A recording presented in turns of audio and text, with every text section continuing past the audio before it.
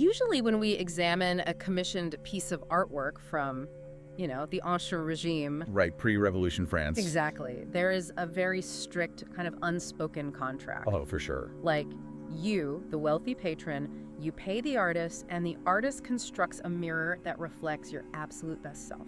They make you look like a hero. Yeah, they manipulate the lighting, they drape you in allegorical virtue, and they basically guarantee your legacy is heroic. That's what you're paying for. Right. But if you step into the Paris of 1788, that transaction suddenly warps into something completely unrecognizable. It really does. So we're going to take a deep dive today into a dynamic between a painter and a royal patron that is, quite frankly, lethal. Lethal is the right word. I mean, it is the ultimate Trojan horse of art history. Yes. You have an artist taking the patron's gold and delivering a masterpiece that systematically dismantles that very patron's character. While taking his money. Exactly, all while hanging beautifully in his own salon. Okay, let's unpack this. Our sources today are mostly historical art records and concise encyclopedic entries. Yeah, pretty brief notes on the surface. Right, but they're centered on a single extraordinary canvas. And that is Jacques-Louis David's 1788 painting, The Loves of Paris and Helen, or Los Amores de Paris y Helena. Which is just a massive story hiding in those brief records. It really is. Now, if you just glance at the surface, you see a pristine neoclassical painting of a mythological romance. That looks very traditional. But beneath the glazing, it functions as a highly specific, highly targeted piece of societal warfare directed at the man who opened his wallet to fund it. To really grasp the audacity of what Jacques-Louis David pulled off, I want you to put yourself in the modern-day Louvre. Okay, picture that. You're walking through Paris, you navigate past the grand history paintings, the sprawling romantic epics. The massive crowds. Yeah, the crowds. And you encounter this specific piece. You are looking up at an impeccably structured depiction of classical beauty. It's gorgeous. It is. And as you decode the visual vocabulary David uses, you realize you aren't just looking at antiquity. No, not at all. You are looking at an 18th century diss track, disguised as high art, operating in plain sight. Right. But before we get into the aristocratic gossip and the political brinkmanship, because there is, a staggering amount of it. So much drama. We really need to establish the physical reality of this object, because the medium and the scale, they dictate the sheer volume of the insult here. The physical presence matters. It totally does. So our records note, this is an oil on canvas, measuring 147 by 180 centimeters, finished in the year 1788 in France. Right. Now, I want to push back on the scale for a second. Okay. In the context of Jacques-Louis David, 147 by 180 centimeters, which is roughly, 4.8 by 5.9 feet. Let's say almost 5 by 6 feet. Yeah, around there. That isn't actually his largest work. Not even close. A few years earlier, he painted the Oath of the Hierati, which is massive, 10 by 14 feet. It's a wall. So why this specific, slightly reduced scale for Paris and Helen? Buying a massive modern-day flat-screen TV just to broadcast your own romantic drama? That is exactly the right question to ask. Yeah. Because the scale is deeply tied to its intended location. Oh, so. Well, the Oath of the Hierati was a public state-sponsored manifesto meant to dominate the Salon of 1785. Right. It's designed to overwhelm a massive crowd. But the Loves of Paris and Helen, however, was commissioned for a private aristocratic residence. So it's for a house, not a public hall. Exactly. At almost 5 by 6 feet, it is precisely scaled to be the dominant focal point of an intimate elite drawing room or, a private gallery. Wow. It's not meant to shout at 1,000 people in a salon. It is meant to hold court over 50 of the most powerful people in France. In a private setting, a canvas of that size is just a room-devouring statement piece. It really is. It dictates the gravity of the whole room. So it's inescapable. You are hosting a private soiree, and everyone physically has to organize their evening around this massive depiction of infidelity. Right, they're sipping wine right in front of it. And the choice of oil on canvas, here we are looking at the late 1780s, where David is really perfecting that severe, almost enamel-like neoclassical finish. Yes, the brush strokes are completely invisible. Which lends so much permanence to the subject matter. Precisely.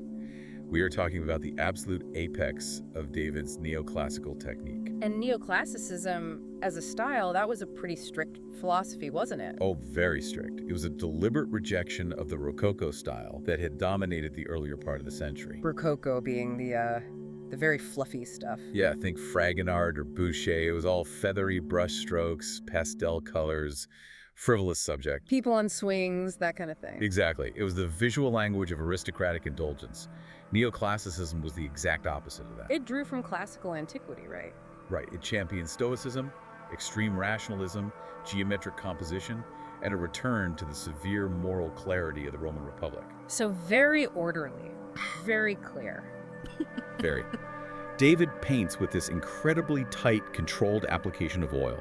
He builds up the layers, hiding the labor, creating a surface that looks as permanent and unyielding as polished marble. Which creates this incredible friction. And here's where it gets really interesting. Oh, yeah. You have neoclassicism, a style built on rationalism, stoicism, and moral discipline. Right. But look at the subject matter of this painting. Does the strict, orderly style of neoclassicism purposefully clash with the messy reality of the romantic subject matter? It absolutely does. Because the loves of Paris and Helen is the exact opposite of stoic moral discipline. It is a narrative of catastrophic, chaotic, entirely irrational lust. It's a complete disaster. It's like shooting a seedy reality show about a destructive affair, but filming it with the precise, cold, lockdown cinematography of like a Stanley Kubrick film. That's a perfect analogy. The form completely contradicts the content. What's fascinating here is how the physical medium and the grand scale elevate what might otherwise be a petty societal critique into eternal high art. He leverages that friction. Yes, he leverages it to build his critique. Yeah. By rendering a scene of deep moral compromise with the cold, clinical, hyper-rational perfection of neoclassicism, he removes all the romance from it. So it doesn't look like a love story. Not really. If this were a Rococo painting, the affair would look light, fluffy, and forgivable. Just a fun little romp. Right. But David freezes them. He paints Paris and Helen almost like sculptural specimens in a vacuum. Wow. The perfection of the technique actually highlights the hollow, superficial nature of the lover's actions. He forces the viewer to examine the moral failure logically, rather than getting swept up in the passion. That is a brilliant distinction. He weaponizes the style itself. He really does. So let's dive into that moral failure, because the mythological narrative on this canvas is the engine of the entire critique. It is the core of the whole thing. But we have to transition from the physical canvas to the subject painted on it. Yeah. Why choose this specific scene from antiquity to fill that massive canvas? The painting depicts a scene inspired by the Iliad. Paris, the Prince of Troy, courting Helen, who is famously the wife of Menelaus. The Queen of Sparta. Right. And the massive glaring issue here is that she's married. We are looking at the direct aftermath of the judgment of Paris. Let's trace the mechanics of that judgment, because it informs everything about Paris's posture in this painting. Yeah, let's go through the backstory driving this moment. So the inciting incident of the Trojan War begins with Paris being chosen to arbitrate a vanity contest between three goddesses. Right, Athena, Hera, and Aphrodite. Exactly. Each goddess attempts to bride him. It is a test of character. And it's a test he fails spectacularly. Entirely. Let's look at the bribes. Athena offers him unparalleled strategic brilliance and wisdom in battle. So, military genius. Yes. Hera, the queen of the pantheon, offers him sovereign control over vast empires and political dominion. True power. Power and family lineage. Either of these choices would have solidified Troy as an unconquerable superpower. Right, he could have been the greatest king in history. But Aphrodite simply offers him the most beautiful mortal woman in the world. And Paris doesn't just choose Aphrodite, he actively rejects wisdom, and he actively rejects legitimate political responsibility. He turns his back on it all. He looks at statecraft and intellect and says, no, I want the purely aesthetic, fleshly prize. Which is just, the claiming of a divinely sanctioned bribe that will eventually trigger the Trojan War. But wait, I want to challenge Paris's agency here for a second. Okay. If a literal goddess of desire promises you something, do you really have a choice? Is Paris a victim of divine meddling, or is he just fundamentally entitled? Well, in the context of ancient Greek ethos, and certainly in the way an 18th century educated audience would read it, Paris is entirely culpable. So he owns the choice. He does. The gods present the options, but the mortal reveals his nature through his choice. Ah, I see. What David captures in this painting is not a man overwhelmed by uncontrollable divine fate. He captures a man luxuriating in his own entitlement. Just basking in it. Exactly. Look at how Paris is positioned in the composition. He isn't rushing in. He isn't swept up in a frenzy. Right. He is languid. He is sitting there, holding his lyre, looking at Helen with this serene, almost arrogant expectation. Yes. It's not a dramatic abduction scene. It's the sheer arrogance of the claim. He thinks he deserves her. He is like a reality show contestant who wins a competition, but instead of taking the cash prize, which is, power or a scholarship for wisdom, he chooses a prize that belongs to someone else. Melolia's wife. Exactly. Guaranteeing maximum chaos. Think about the sheer entitlement Paris must feel in this courting scene. He treats another king's wife, the wife of the man who literally hosted him in Sparta, like a trophy he simply has to wait to collect. It's a massive betrayal. He violates the ancient concept of xenia, right, the sacred guest-host relationship, without a second thought. That violation of xenia is critical. It's huge. In the aristocratic codes of the 18th century, which heavily borrowed from classical ideals of honor, abusing the hospitality of an equal to steal his wife was the ultimate transgression. It's unforgivable. Completely. Yeah. David is painting a man who is completely insulated from the consequences of his desires. He doesn't care at all. No. Paris isn't thinking about the Greek armada that will soon arrive to burn Troy to the ground. He's just thinking about the immediate gratification. Exactly. The immediate gratification of the prize. It is the absolute embodiment of destructive aristocratic privilege. Which brings us to the visual Easter eggs. Oh, this is the best part. Because David doesn't just leave this as a vague mythological warning. He actively anchors this ancient soap opera into his contemporary reality using highly specific, deliberate visual choices. He grounds the myth in reality. Let's talk about the wardrobe and the architecture. Because moving from the broad narrative, we zoom in on the specific details. First, Paris is depicted wearing a Phrygian cap. Right. The Phrygian cap is a masterclass in layered semiotics. Break that down for us. Well, in the immediate classical context, the Phrygian cap, which is a soft conical hat with the top pulled forward, was the standard Greco-Roman visual shorthand for someone from Anatolia or the East. So it's basically a name tag. Yeah, by placing it on Paris, David immediately identifies him as a Trojan, an outsider to the Greek world. It marks him as culturally other to Helen. Exactly. It adds a specific cultural flavor to the courtship scene. But in 1788, the Phrygian cap has a second, incredibly volatile meaning, doesn't it? If we connect this to the bigger picture, the inclusion of that cap in 1788 is explosive. Why? In ancient Rome, a version of this cap, the pilus, was given to emancipated slaves. Okay. And by the late 18th century, radical political factions in France were already beginning to adopt this cap as a symbol of liberty and anti-monarchical sentiment. Oh, wow. Just a year or two after this painting was finished, the bonnet rouge, the red Phrygian cap, would become the ubiquitous symbol of the French Revolution. So David is playing with fire. He paints a symbol of Eastern decadence that is simultaneously doubling as a symbol of radical Republican liberty, right on the head of a prince who is about to destroy his own kingdom. Exactly. It's a warning. But the cap is only half of the equation. Right, let's look at the background. The environment they are standing in Mm-hmm. is where David truly breaks the fourth wall. If you look at the background of the painting, supporting the architecture of the room, you see these caryatids. Which are sculpted female figures acting as structural columns, right? Yes, but these are not generic classical inventions.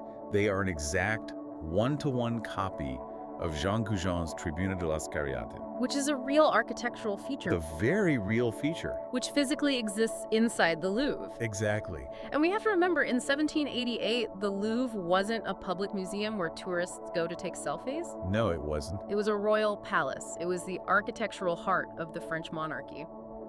Is David breaking the fourth wall here? He absolutely is. It's the equivalent of watching a sci-fi movie set in another galaxy, but suddenly the camera pans back and you spot the Eiffel Tower in the background. That's exactly how jarring it would be. It forces a complete collapse of time and space. You cannot look at this painting and think, oh, what a tragedy that happened in mythic Troy thousands of years ago. No, you have to connect it. David is explicitly stating, this is happening right now under the roof of the Bourbons. It connects the ancient myth directly to the contemporary world of 1788 France. The architectural inclusion completely changes the function of the painting. It is no longer just an homage to classical antiquity. It is a contemporary indictment. So why drop recognizable French architecture into a Greek myth? Because anchoring the myth with real-world architecture bridges the gap between ancient Troy and the high society of 18th century France. The caryatids serve to anchor the moral failure of Paris and Helen directly into the halls of French power. It brings it home. Yes. David is suggesting that the decadence, the betrayal, and the blind entitlement that destroyed Troy are currently operating within the French aristocracy. And that realization perfectly tees up the final massive revelation of this deep dive, the ultimate troll. Who paid for this? Exactly, because we have to look at the man who actually commissioned this indictment, who paid Jacques-Louis David to paint a thinly veiled accusation of royal decadence. And what was it really saying? Right. Our records point to the Count Artois. Charles-Philippe, the Count d'Artois, the younger brother of King Louis XVI. We have to talk about who this man was in 1788 because it explains everything. The entire piece, the depiction of Paris stealing Menelaus' wife, is interpreted as a direct satire of the customs and lifestyle of the Count himself. It's a self-funded satire. Yeah. The Count d'Artois wasn't just any royal. He was the most notoriously decadent, conservative, and aggressively privileged member of the royal family. A walking stereotype. This is a guy who was famous for his staggering gambling debts, his endless string of affairs, and his sheer financial recklessness at a time when the French economy was literally collapsing. He was the archetype of ancient regime excess. Give us an example. Okay, to give you a sense of his character. Years prior, he bought a small estate called the Bagatelle. Okay. His sister-in-law, Marie Antoinette, bet him a massive sum of money that he couldn't tear down the existing house and build a fully functioning, lavishly decorated chateau in the 2 months before the royal court returned from Fontainebleau. 2 months for a chateau. Yes, and he took the bet, hired 900 workers to build day and night, confiscated building materials from passing carts, and finished it in 64 days. That is insane. Just to win a bet. That is the level of entitlement and resource-draining vanity we are dealing with. So wait, I have to push back here because the mechanics of this commission, the power dynamics, they are insane. It doesn't make sense on the surface. No. You have the Count d'Artois, a man who acts exactly like Paris, taking whatever he wants, fueled by desire, entirely ignoring the catastrophic debt and ruin he is causing his country. Right. And he commissions Jacques-Louis David. How does a wealthy patron commission a piece of art that actively mocks him? Artois usually patronized artists who painted light, fluffy, erotic Rococo scenes. He liked the pretty stuff. So why did he go to David, the severe, politically radical neoclassicist, for a painting about a love affair? Did the Count have a highly self-aware, self-deprecating sense of humor, proudly identifying with the home-wrecking, desire-driven Paris? Or was Jacques-Louis David pulling a fast one, disguising a scathing insult as a beautiful neoclassical masterpiece? This raises an important question about the power dynamic between the artist and the wealthy elite in 1788, and about the cultural capital of the 1780s. Tell me more about that. Well, by 1788, David was not just an artist, he was a phenomenon. His earlier neoclassical works had electrified the public. They were seen as serious, intellectual, and undeniably modern. He was the it boy of the art world. He really was. The Rococo style, on the other hand, was increasingly viewed as outdated and morally bankrupt. Just frivolous. Exactly. It's highly likely that Artois, who was constantly criticized for his frivolous lifestyle, wanted to rebrand himself. PR control. Yes. He wanted to associate himself with the gravitas of David's neoclassicism. He essentially went to the most serious, critically acclaimed artist of the day and said, "Paint me a subject I like, a legendary romance, but do it in your serious, prestigious style." So he wanted the prestige of the style without having to adopt the morality of it. Exactly. He wanted to purchase intellectual credibility. So what does this all mean for the transaction itself? Because David has to be fully aware of the irony here. Oh, he knew exactly what he was doing. He is a man who harbors deep Republican sympathies, taking a massive commission from the ultimate symbol of royal excess. It's like hiring a famous musician to write you a theme song and they deliver a diss track. But it's so catchy you play it at your parties anyway. Exactly. But how does David execute this without getting thrown into the Bastille? Insulting the king's brother in 1788 is practically signing a death warrant. Plausible deniability. That is the genius of David's execution. How does that work? He gives the Count d'Artois exactly what he asked for, a painting of Paris and Helen in the neoclassical style. On the surface, the Count can look at this painting and see himself as the handsome, victorious Paris, claiming the ultimate prize of beauty. So the Count thinks it's a compliment. He probably saw it as deeply flattering. To the arrogant eye of Artois, Paris isn't a villain, He's a romantic hero who beats the system. He looks at the diss track and only hears the catchy beat. Like, would you hang a 5 by 6 foot painting in your house that calls out your worst behavior? You wouldn't, unless you didn't realize it was calling you out. Right. But David encodes the painting for the educated, politically aware viewer. The insiders. Yes. The intellectuals, the critics, the growing revolutionary class, when they look at this painting, they see the Phrygian cap, they see the Louvre caryatides. They see the parallels. Exactly.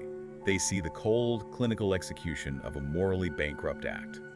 They see a prince who is perfectly willing to let his city burn as long as he gets to keep his prize. Just like Paris breaking the rules of hospitality with Menelaus, the painting accuses the Count of the exact same societal transgressions. So David creates a mirror that reflects two entirely different images depending on the self-awareness of the person looking into it. He holds up the mirror, but the Count doesn't recognize his own flaws. It is the most lethal kind of mockery, because the target pays for it, hangs it in his house, and proudly shows it off, completely oblivious to the fact that everyone else in the room is reading the subtext. He effectively weaponized the Count's own vanity against him. And this reveals a fundamental shift in the power dynamic of art patronage. Who truly owned the narrative? Right, usually it's the guy with the money. For centuries, the patron dictated the narrative. The artist was merely a technician executing the patron's will. A hired hand. But David proves that the artist, through intellect, visual coding, and sheer technical mastery, can seize control of the narrative. He turns the tables. The Count d'Artois had the gold and he had the political power, but David had the absolute control of the semiotics. He took the Count's money to fund his own subversive critique of the Count's entire class. It's a complete subversion of authority. Let's trace the historical fallout of this because the timing is just unbelievable. It really is. This painting is finished in 1788. We are literally months away from the storming of the Bastille in July of 1789. What happens to these two men? Because the prophecy of this painting basically comes true. It absolutely does. The Count d'Artois, much like Paris, proves to be a catalyst for ruin. What does he do? When the revolution erupts in 1789, Artois is one of the very first royals to flee France.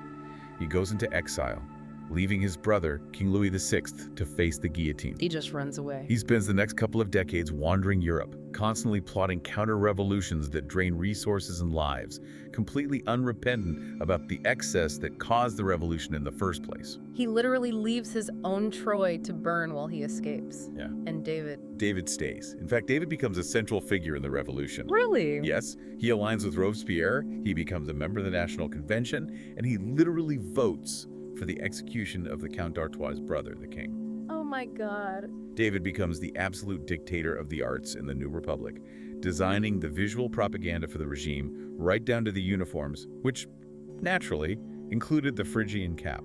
It is genuinely surreal how tightly bound the art and the history are here. Let's take a breath and summarize the journey we just went on. It's been a ride. We started with a massive 147 by 180 centimeter canvas, tightly painted in oil, exhibiting the flawless, rational geometry of the neoclassical style. Yeah. But applied to that geometry was the story of the Iliad's most destructive, irrational bribe, Paris taking Helen, choosing lust over wisdom and statecraft. A terrible choice. We decoded the visual Easter eggs. The Phrygian cap pointing to the east and to impending revolution, and the Louvre caryatides physically dragging the myth into the halls of the 18th century French monarchy. The meta-architecture. Exactly. And ultimately, we uncovered a transaction where the severe, politically radical Jacques-Louis David accepted the coin of the decadent, reckless Count d'Artois, only to deliver a brazen satirical jab at the lifestyle of its patron. It is a remarkable convergence of mythology, aesthetic theory, and political brinkmanship. It truly is. And I think the vital takeaway here for you, the listener, is that art is rarely just a pretty picture. It is a historical document of gossip, power, and human flaws. It's loaded with secrets. Exactly. Neoclassicism, which is often dismissed as dry or overly academic, was in fact an incredibly potent political tool. The restraint of the brushstrokes was a cover for the radicalism of the ideas. So the next time you see a commissioned piece of art, Look past the polished surface. Ask yourself, who is really the butt of the joke? Look for the friction between the subject and the style. Look for the architectural anomalies. The artist is almost always leaving a secondary message for those willing to read it. it totally rewires how you walk through a museum. You start looking for the inside jokes and the hidden indictments. And I want to leave you with one final provocative thought today, something we haven't touched on yet. the sheer durability of this kind of subversion. Oh, this is a great point. Think about the physical survival of this object. The Count d'Artois eventually returned to France much later in life, became King Charles X, and was promptly overthrown again in the Revolution of 1830. Because he refused to stop acting like an absolute monarch. Right. His political legacy is one of stubborn failure. His palaces were raided, his power dissolved, he fades into obscurity. But this painting, the very object he funded out of vanity, the satire of his own life, it survived the revolutions, it survived the empires, it remains in the Louvre forever, meticulously preserved. It outlasted him. So when a patron commissions a satire of their own life and centuries past, who truly possesses immortality? Who really gets the last laugh, the man who paid for the joke, or the artist who immortalized it? A spectacular question to leave lingering in the gallery. Thank you for joining us on this exploration today. Keep interrogating the structures of power, keep looking for the hidden architecture in the art, and keep reading between the brushstrokes. Until next time.